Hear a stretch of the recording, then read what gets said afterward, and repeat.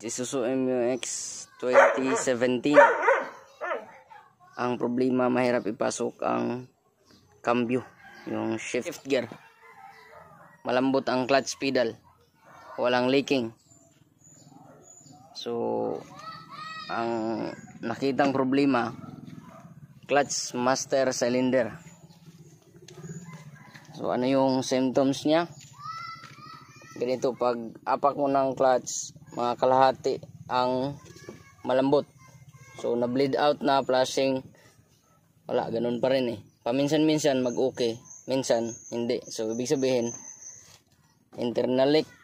Ito given naman tong, yan, maingay yan sa ilalim kasi clutch fork kailangan i-lubricate. Pero ang naging problema talaga is yung clutch master cylinder. Genuine Isuzu.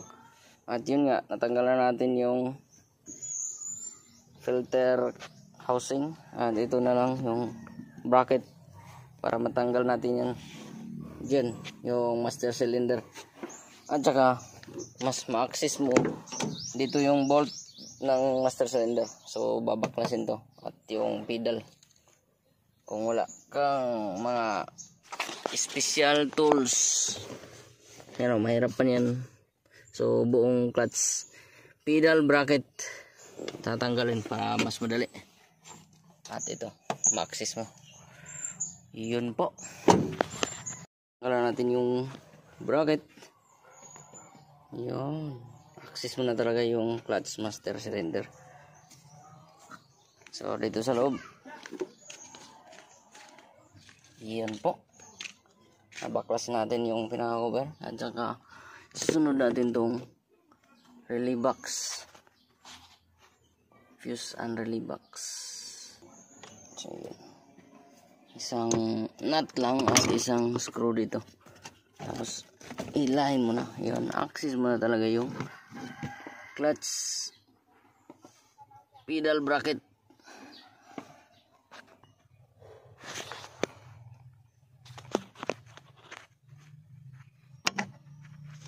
Yun, tanggal yung clip ng pedal.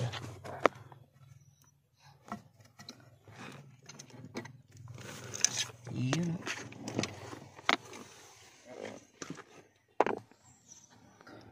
So ngayon pwede mo nang tanggalin yung 4 na nut ng pedal para matanggal na yung 4 na nut. Oh, di ba? Napakaliwalas.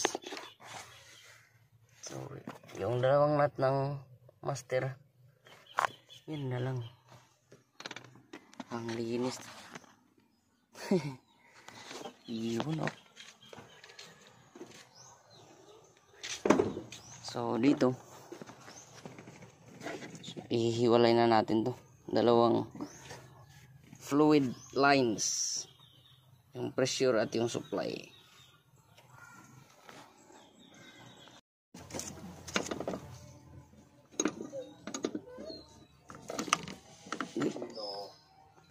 No.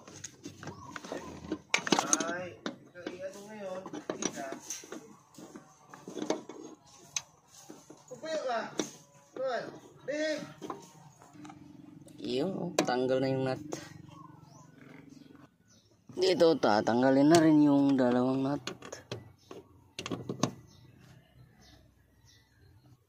Oh, pagkatapos tanggalin yung nut, pwede na hugutin.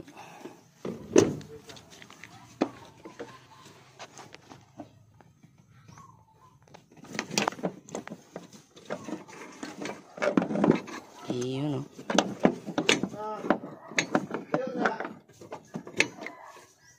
Ayan. Palit bago.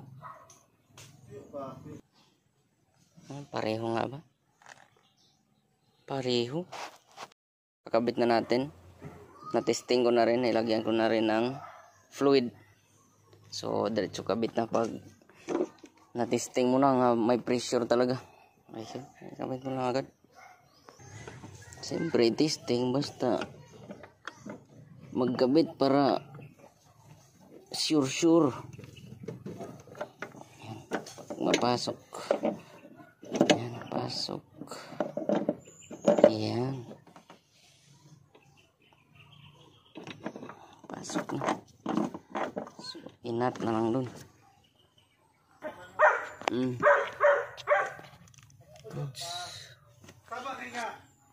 So, ayan. Naikabit na yung dalawang nut. Naigpit na rin. So, labas na naman. Ayan. I-fix na natin yan.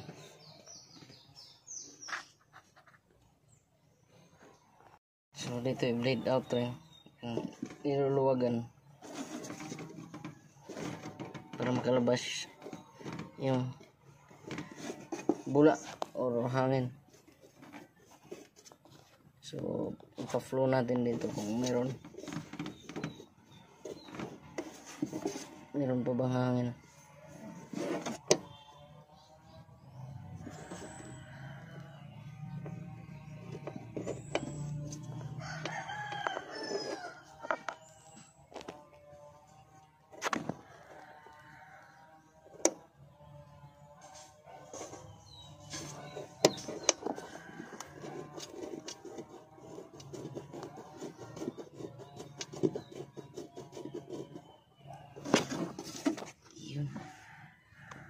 Ayun na nga, at naikabitan natin yung bracket. At ito ikakabitan natin yung buong filter housing assembly. So in first, then out. I-bleed out muna natin. So ayan, naikabitan natin yung filter. Na-bleed out na rin. So kakabit na lang yung mga connectors. Ayan, naikabit na. So, daan na tayo dito. Natin. Ang pedal. Adjust ng pedal height. Tama. Okay. So, ayan. Ang kakabit na to. Ayan. So, ayan. Nakabit na. So, yung cover na lang dito. Ikabit na yung mga connector, push button sa aircon, ambient temperature, DLC, tapos itong isa, tapos itong dalawang opener. Ay, yun. So done na po, na blade out na natin at goods na po. So ganun lang po yung kanyang procedure. Medyo mahirap po kung mag-DIY. So, ipagawa nyo lang sa mechanic para sure. Pero kung kaya nyo masundan, so okay lang. Ayun po. Sana may matutunan kayo dito. Salamat po.